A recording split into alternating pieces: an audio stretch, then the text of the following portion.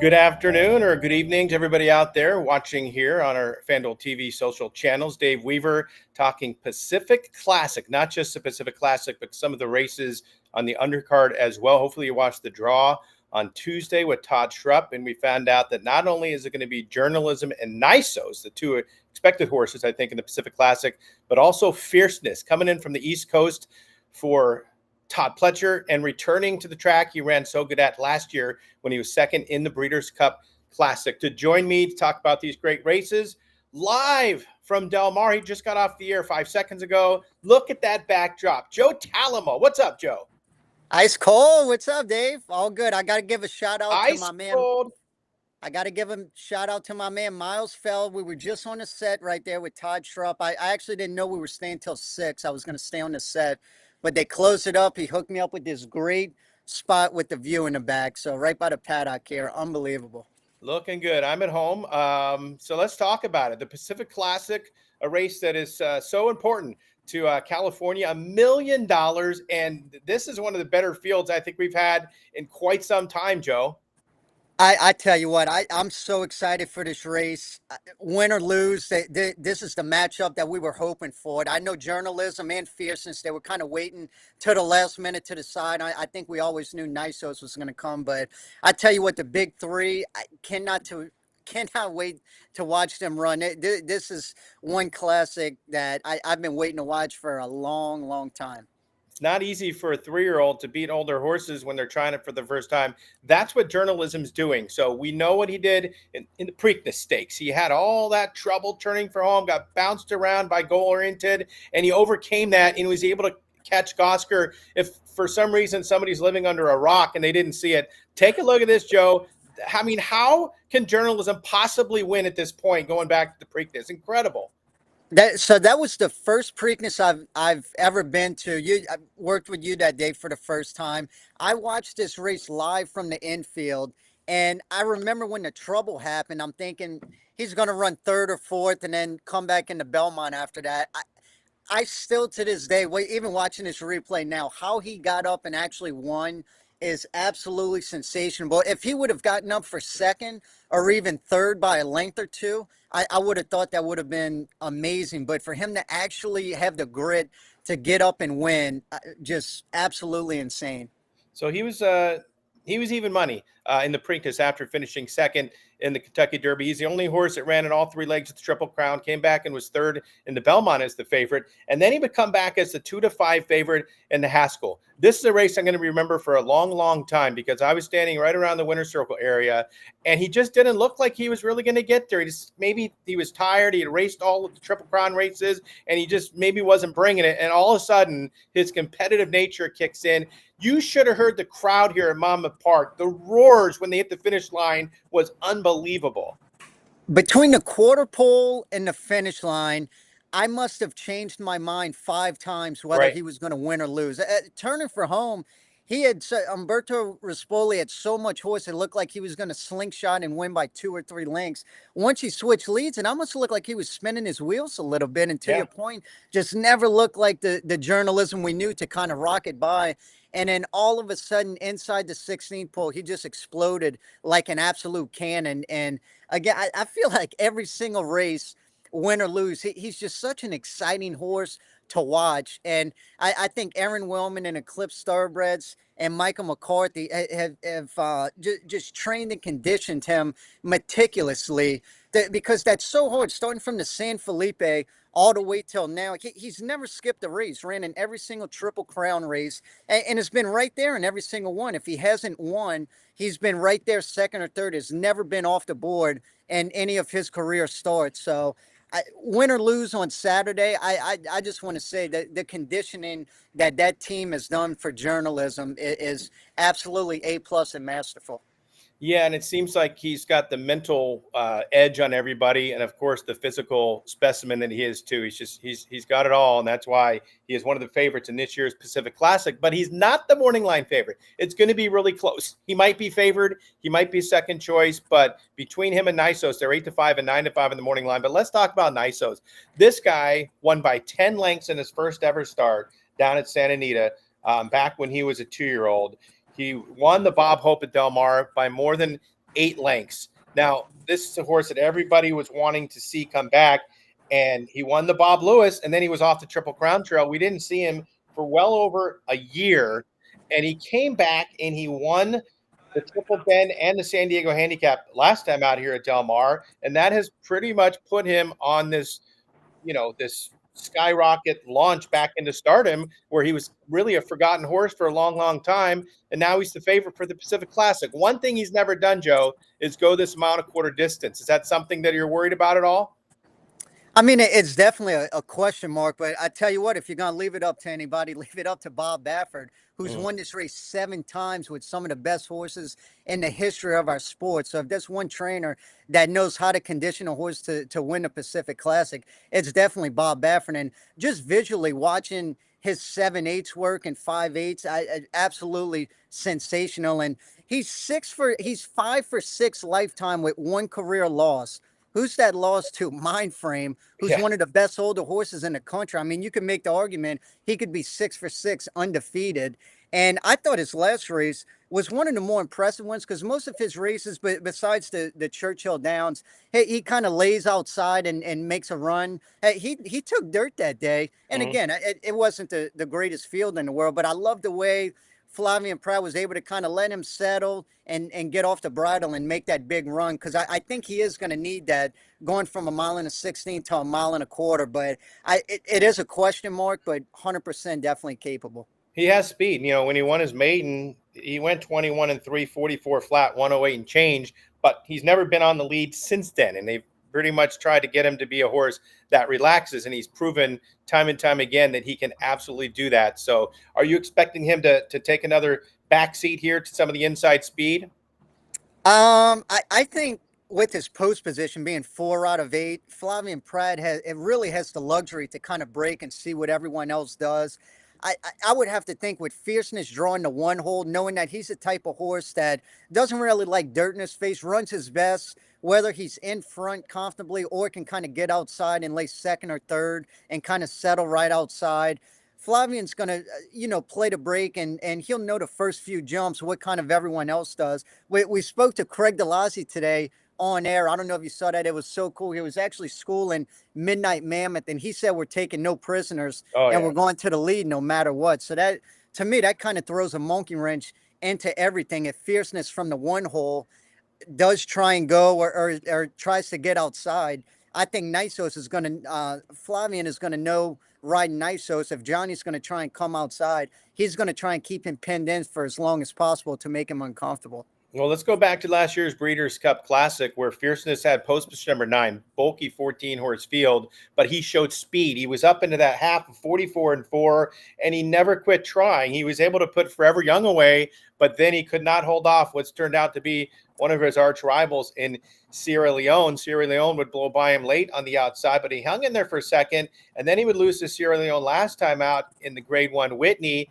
at Saratoga. And they made the decision to send him out west and get him back to Del Mar, maybe to try to get him right back as sharp as he was entering last year's Breeders' Cup Classic. But the race after this, so he took the rest of the year off, of course, after that, and he came back in May in the Alice Sheba, and he was lights Track record. out. Track Yeah. record, wins it, 107 buyer, odds-on favorite. Everybody thought he was going to win, and he did, but he hasn't seemed to be quite this horse in his next 2 starts. Is he going the wrong way, or can he bounce back? He can bounce back. I mean, look in the Kentucky Derby where you could argue he ran one of the worst races of his career and then came back and crushed in the Jim Dandy and Mhm. won the Travers. So I just really think he's what I would call like a rhythm horse. He doesn't want to get behind and get dirt in his face and start climbing. Hey, he either needs to be in front or, like I said earlier, try and get to the outside, whether you're 2, 3 wide don't worry about losing too much ground because you want to keep him in that big rhythm. He's got such a big stride and tactically can lay close to fast paces as we saw in the Breeders' Cup Classic. To me, that might have been one of his best races. And number-wise, it was. He ran 111 Beyer in that Breeders' Cup Classic. But I don't think I've ever seen a horse going that far, lay close to a 44-4, 109-2, going a mile and a quarter, and was trying to fight back to Sierra Leone. He only got beat a length and a half.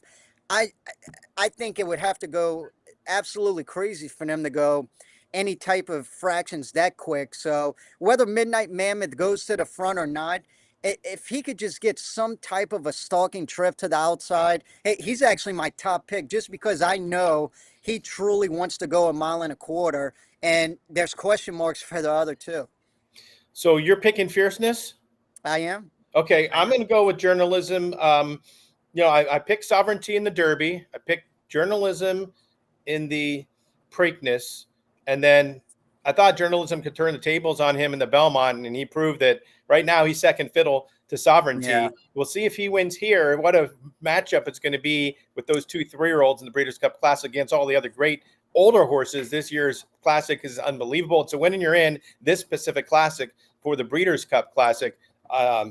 Journalism already has that spot by winning the Hassel, but I got my Breeders' Cup shirt on, and we're going to have another win and you're in that we're going to talk about, the Del Mar Handicap. But before we do that, let's talk one of the undercard races. It's race number 5. It's the Del Mar Mile. If my memory serves me correctly, I think you won this race maybe 10 years ago or so. Caricatado for Mike Was that it? Yeah.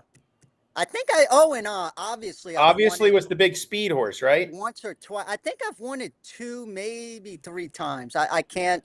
I'm getting a little old, Weave. Yeah, my you're right. memory's not. the horse that would remind me of obviously might be Cabo Spirit. He loves to go. He loves to get out there on the lead. Mike Smith got him to win the American 3 starts back at Santa Anita. He's won a couple of times here at Del Mar. He was not able to win last time out against Formidable Man.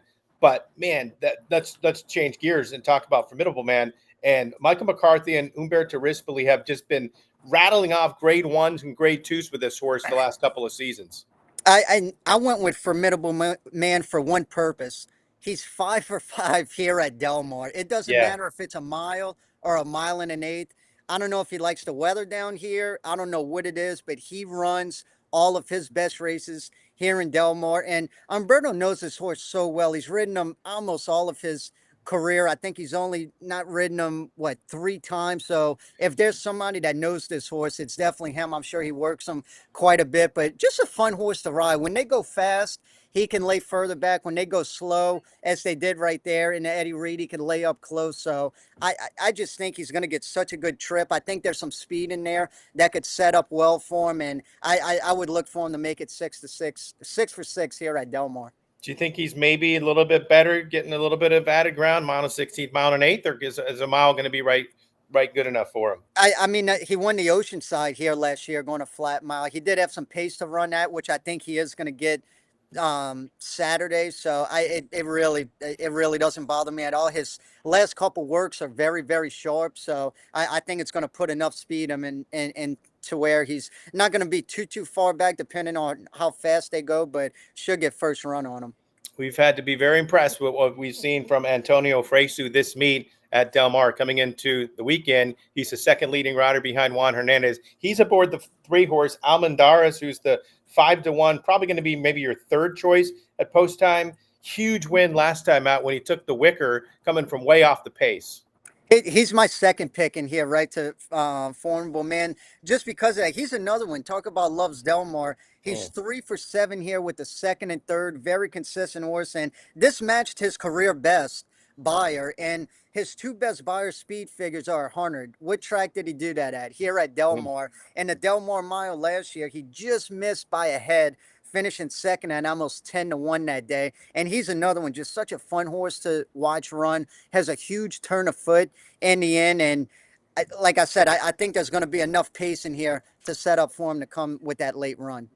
How about King of Gosford? So sharp. Pratt, of course, is in to ride Nysos, but he wants to win every stakes race that he can. And he's ridden this horse 5 times, 4 wins and a second. So he has fit him like a glove. Hasn't raced since May when winning the Grade 1 Shoemaker Mile at Santa Anita, but he's going to be a tough customer.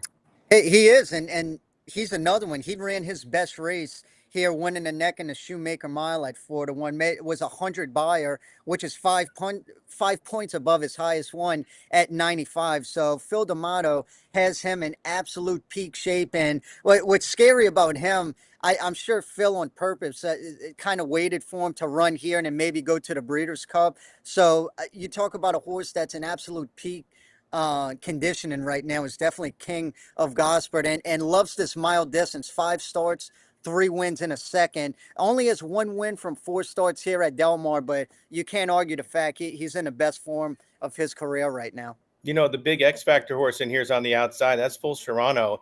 He won the Breeders' Cup Dirt Mile last year, and he was second in the Pacific Classic. We haven't seen him all year long, and he shows up on the turf. This is a really weird entry. I was not expecting him to even be in this race. Honey, it kind of threw me for a loop too.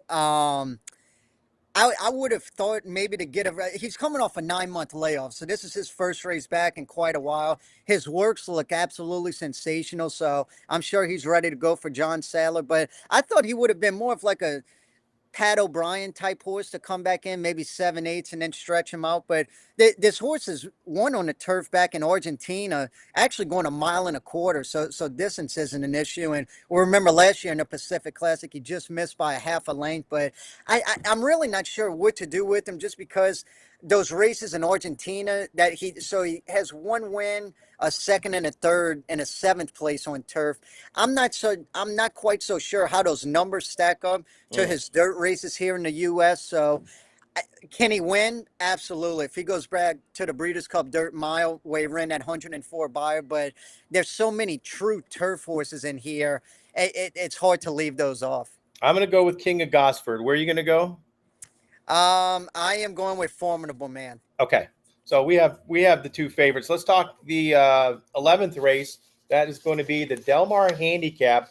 Gold Phoenix has won this race 3 years in a row. He's unbelievable. 3-1 on the morning line to maybe do it again. But one of the big contenders for him is going to be a Titlan, who just loves the turf here in California. Maybe a little bit better at Santa Anita. He's only won once down here at Del Mar, but he's won a lot of these stakes races the last couple of seasons here. Hector Barrios has fit him so nicely, and he's 5-1 in the morning line, but I think it's a horse that's on a lot of people's radar.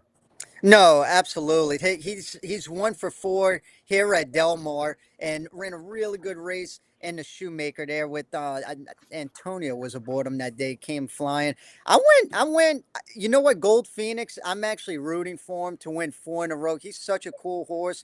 4 for 8 here at Del Mar, and he's 3 for 3 going this mile and 3/8 of a distance, which is such a tricky distance. The one thing he does have to contend with is the 11 hole, because that turn when they break off where they put the gate at, the turn comes up very, very quick. So Flavian Pratt's going to have to be very crafty to kind of come over and work out a trip. But I'm rooting for Gold Phoenix. My top pick, though, is actually going to be Final Boss, who I think we're going to watch a replay of him for a little bit. But you could see him right there. This is when Kyle Frey was aboard him, and he just gets up by a neck here. Barely looks like he's going to win, but he's another horse so tenacious and grit, and I don't think he would have won if he didn't have that ground saving trip that day. But Final Boss is an interesting horse. He won here last time out in Del Mar, was just an allowance race, but ran a big number, 96. But the thing with him that I really like in here, I think he's lone speed going this mile and a 3/8 distance. That is the question mark, going a mile and 3/8. He's never run this type of distance before.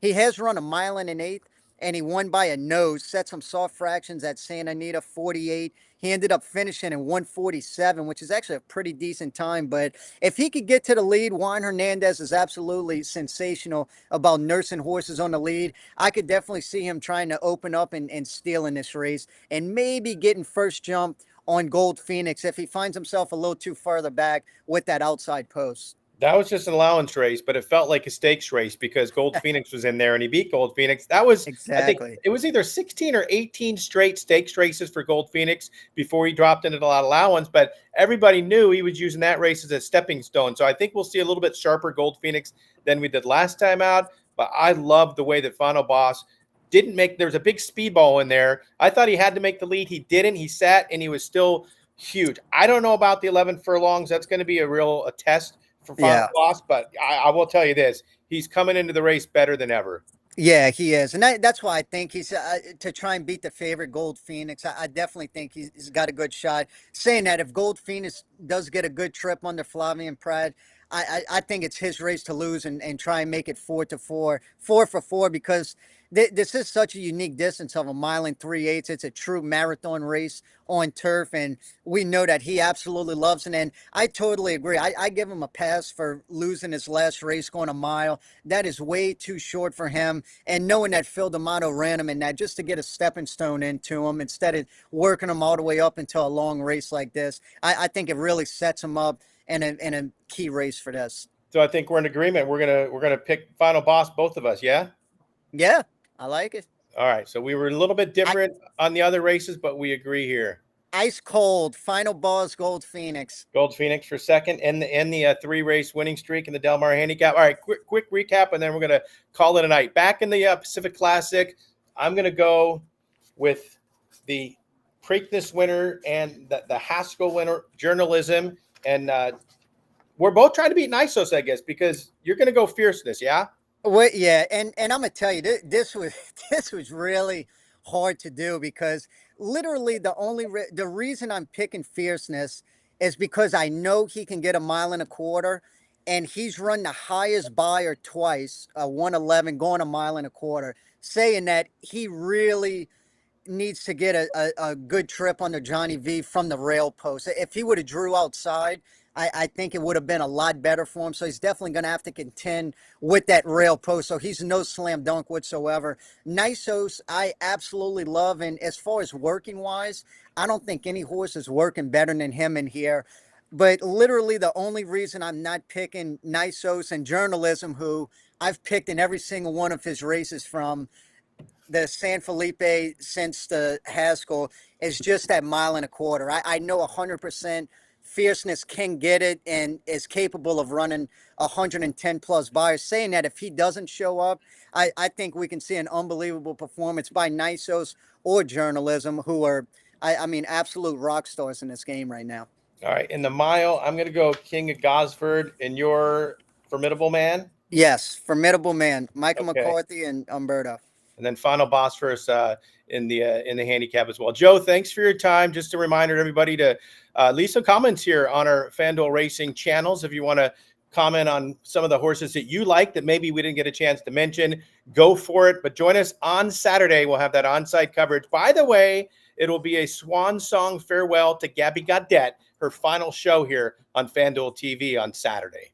Yeah, it's going to be so sad. We're all going to miss Gabby. She was actually one of the first people that I traveled with to work with. So I felt bad for her. She had to coach me through every single thing I did at Oakland Park. But not only a great colleague, she's become such a great friend, not only to me, but my wife, Elizabeth. As you know, we both have two crazy boys each that we got them together, and they get along and they're bad together. So even though I'm going to miss working with her here at FanDuel, happy to know that I'm going to definitely see her husband, Norman, and kids quite a bit. We live 15 minutes from each other in Louisville, Kentucky. So hopefully going to see her quite a bit, and just very happy for her moving on to her job at Keeneland. I know they should be absolutely ecstatic for getting someone as great as Gabby. Well, we're glad to have you as she goes out. You come in and are doing a great job, Joe. So thanks for joining us today. We'll say goodnight to everybody and see you on Saturday. Love it. Thanks for having me, Dave.